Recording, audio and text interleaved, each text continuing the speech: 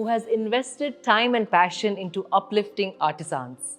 Let's welcome the founder of MixMitti, Shivangi Bajpai, on my show.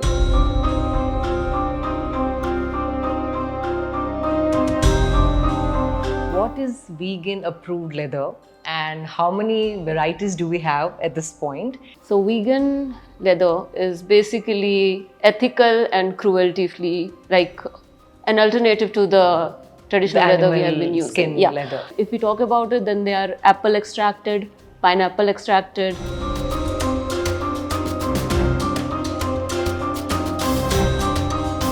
You are lifting communities, artisans, doing it in a slow way. There's not much of load on the resources on the planet. Message is actually for conservation of animals. Entire design aesthetics of the brand are focused around animals.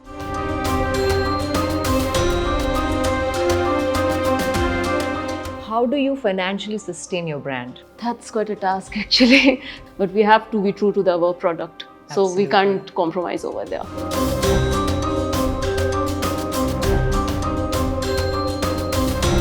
Do you have artisans who are women, or does the brand empower women in any way? We work with an NGO called USD. They are part of the NGO and they are the ones who are doing the major stitching for our packaging bags.